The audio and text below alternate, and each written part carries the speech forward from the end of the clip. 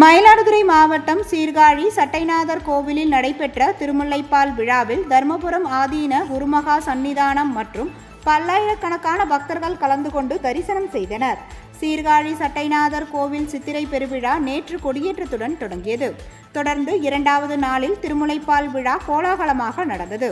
தனி சன்னதியில் எழுந்தருளி உள்ள திருஞான சம்பந்த பெருமானுக்கு சிறப்பு அபிஷேக ஆராதனைகள் நடந்தது. பின்னர் திருஞான சம்பந்த பெருமாள் பல்லக்கில் எழுந்தருள ஓதுவார்கள் தேவார பதிகம் பாட கோவில் பிரகாரம் வந்து பிரம்ம தீர்த்த கரையில் எழுந்தருளினார். இதில் தர்மபுரம் ஆதீனம் 27வது குருமகா சன்னிதானம் ஸ்ரீலஸ்ரீ கைலை மாசிலாமணி தேசிக ஞான சம்பந்த பரமாச்சாரியா சுவாமிகள் முன்னிலையில் உமையம்மை தங்க கிண்ணத்தில் திருஞான சம்பந்தருக்கு ஞானப்பால் அளிக்கும் நிகழ்ச்சி நடந்தது.